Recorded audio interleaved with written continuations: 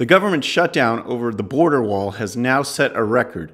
Democrats are coming out of the woodwork to run for president, and we'll take a look at the Supreme Court and the movie Vice. I'm Bobby Eberle. This is a 13-minute news hour. And God bless the United States of America.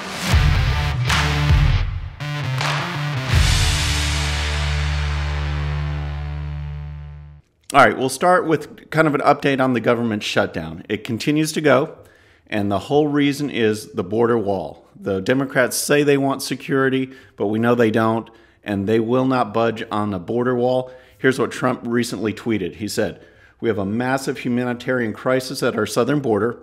We will be out for a long time unless the Democrats come back from their vacations and get back to work. I'm at the White House ready to sign." Here's a clip from his recent trip to McAllen, where he held a border security, border wall roundtable. We have the absolute right to declare a national emergency, and this is security stuff. This is a national emergency. If you don't have a barrier, whether it's a steel barrier or a concrete wall, substantial and strong, you're never going to solve this problem.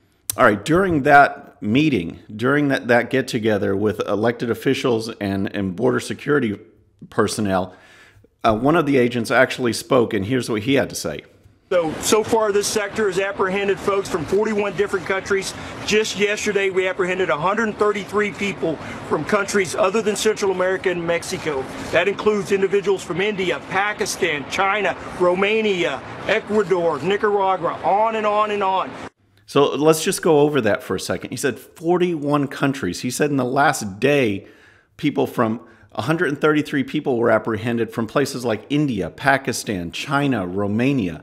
This shows that it is a crisis, that is widespread, and that is not targeting. We're not targeting Mexico or one specific country. We're targeting a porous border that allows people from any country to come in, people that could do us harm, people that could bring diseases, and people who have come in and commit crimes. This is not the way we need to do it. We need to have border security, but the Democrats keep fighting and fighting at every turn. Here's what they're saying. Here's a report from CNS News, and they talked to Senator Mazie Hirono, and here's what she had to say. He is a moral hostage taker. Amoral because he makes no difference between right and wrong, nor does he give a rat. And he's a hostage taker because he has taken 800,000 federal employees and thousands of contractors hostage, and we won't negotiate with amoral hostage takers. That doesn't get us anywhere. So they won't negotiate with amoral hostage takers. That sounds, of course, it's an obvious play on we won't negotiate with terrorists. So because Donald Trump actually wants to keep the country safe by building a border wall along with other security measures, he's actually the terrorist. That's the Democrats' way of thinking for you. And here's what Nancy Pelosi added. She said, "It's again a temper tantrum by the president. I'm a mother of 5, grandmother of 9. I know a temper tantrum when I see one. It's most unfortunate. Because people's services are being withheld, and that's not right for the American people, we have a better idea how to secure the border, to do so with technology and infrastructure that is smart and that does the job." It's funny she mentions that, because in the Obama administration, and even during the time of President George W. Bush, they pushed for more technology, a virtual fence. And that program was shut down during the Obama administration, led by Democrats. Now, all of a sudden, because Trump wants a border wall, which Border Patrol agents want as well, they're against that, and they want more technology and a virtual fence. It just shows how insane the Democrats are with their policies and their hatred for Trump, that all they have to do is come to the table. Trump is willing to look at DACA. He's willing to add virtual security measures, technology upgrades, improvements to ports of entry. He's willing to do all of those things. We just need a wall. The Border Patrol agents want it, and the Democrats won't give in. As soon as they just put that on the table, the government will reopen, and it's the Democrats who are holding all these workers hostage. And speaking of the Democrats, it's the beginning of 2019, and yet they are coming out of the woodwork to run for president. We've had announcements in just the last few days. First of all, of course, you know that Elizabeth Warren, I'm an Indian Elizabeth Warren, said, took to Instagram because now you can't just announce for being president. You have to be cool about it. So she went on live Instagram and showed a shot of her, popping a beer and saying that she's running for president. And all I could think about was Asif Manvi from The Internship when he's talking to Vince Vaughn saying this. I will not be grabbing a cold one with you. And that's me. I'm not going to be having a cold one with her. She is not going anywhere in this campaign. She ruined it as soon as she took the DNA test. But there's others. There's going to be a lot more. Just this weekend, Julian Castro announced, here's a picture of him. He announced that he's running for president. And here's what he had to say. He wants to make sure that we invest in sensible, smart, and effective border security that includes personnel and includes the smart use of technology that does not scapegoat these immigrants, but tries to look for a way that we can get to comprehensive immigration reform to fix our broken immigration system. Tries to look for a way. What that says to me is, I plan to do nothing. Vote for me for president. I plan to do nothing. Now, Julian was the mayor of San Antonio for a number of terms. He was HUD secretary under Obama.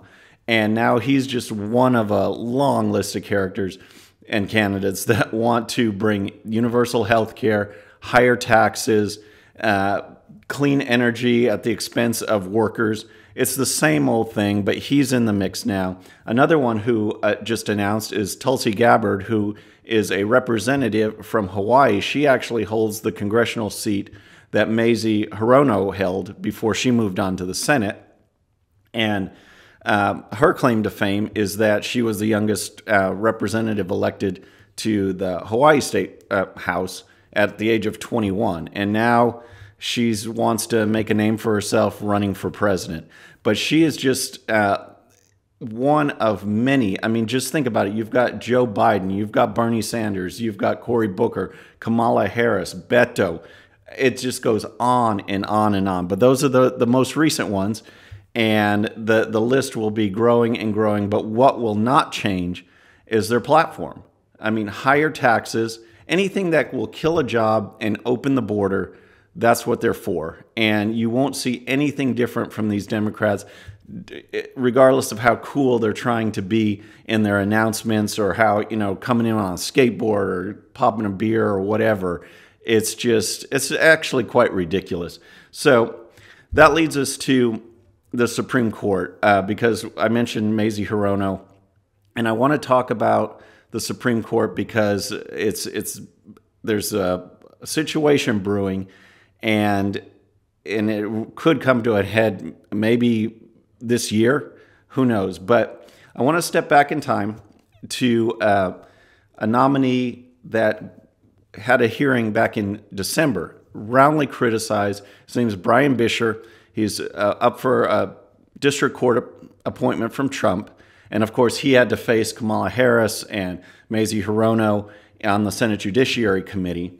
And there was big criticism because he was Catholic. He's a member of Knights of Columbus. And they basically attacked him for his religious faith. Here's a report from Fox News on what they had to say. In a series of questions sent to Bisher, Hirono asked whether his membership in the Knights of Columbus would prevent him from hearing cases fairly and impartially, and if confirmed, whether he would end his membership in the Roman Catholic charitable organization. Harris, in her questions to the nominee, called the Knights of Columbus an all-male society and asked the Nebraska lawyer if he was aware that the group was anti-abortion, anti-gay marriage when he joined. Yes, he knew that. It's a Catholic organization. These are core fundamentals of Christian beliefs, and he's now being attacked on it. Lindsey Graham jumped in with this tweet right here. He said, "Hopefully in the eyes of Democrats, you're not disqualified to be a judge because of your religious affiliations and beliefs. The Knights of Columbus are a Catholic charitable organization who have genuinely held beliefs about marriage and abortion." Now, I bring up Hirono and this case because just a few days ago, it's really interesting. Tulsi Gabbard, one of the ones who has announced for president from Hawaii, she actually wrote an op-ed for The Hill, and I'll share part of it here, in which she's blasting Hirono and others for these attacks on religious faith. Here's what she said. While I oppose the nomination of Brian Bisher to the U.S. District Court in Nebraska, I stand strongly against those who are fomenting religious bigotry, citing as disqualifiers Bisher's Catholicism and his affiliation with the Knights of Columbus.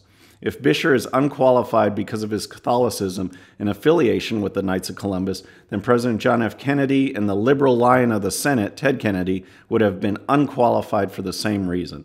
Article 6 of the U.S. Constitution clearly states that there shall be no religious test for any seeking to serve the public office. So, why do I bring this up? Why is this important to talk about the Supreme Court? One, just to remind you of the religious attacks that go on against Christians around the country every day. It's just highlighted here on the Senate Judiciary Committee, and it makes news, so I wanted to pass it along to you.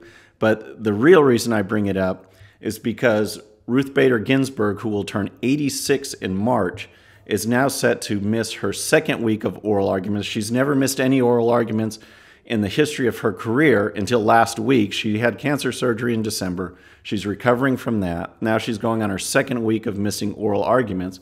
So there is speculation building on what that means. How much longer does she have, and who will be her replacement? Now, there's only 3 women on the court. That's Kagan, Sotomayor, and Ginsburg. And Ginsburg left-leaning, there's no doubt about it. And we have Trump as president, who has a chance to pick that replacement. And one of the leading candidates, Amy Coney Barrett, is a strong Catholic, strong conservative, and you see how they went after Brian Bisher. So if Trump nominates her, which I hope he does, we are going to be seeing a big, big fight for that nomination. And it's coming, and I just wanted to give you guys an update on what to expect. Now, it's Monday, it's Movie Monday, and today we're going to talk about Vice. Now, I don't have a lot of time left in the show, but I did see this movie this weekend, and it's Adam McKay's the director, and if you saw The Big Short, it has that same kind of feel. It was given a 63% on Rotten Tomatoes, and I definitely go lower with that. The way the movie was put together, it wasn't entertaining like The Big Short, and it really draws a contrast to me with the way they're promoting the Ginsburg movie as this inspirational story, when yet one of the best public servants since I've been involved in politics for 25 years has been Dick Cheney. He's served as chief of staff. He's served as vice president, as secretary of defense. And all this movie did was to paint him as a monolithic, power-hungry person working his way up the chain. And that's exactly not how he is.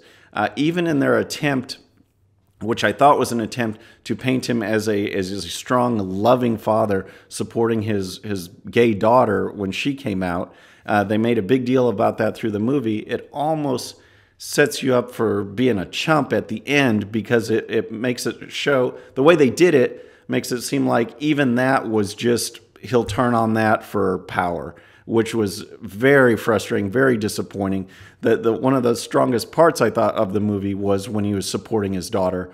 And then they turned that at the end. But it was very flat. It didn't show the policy or the beliefs of a person. Whether you agree or disagree with his policies, it only showed this as a pursuit of power. So I was very disappointed in it, especially since I followed his career ever since in 2000, when I sat and listened to his speech at the Republican National Convention.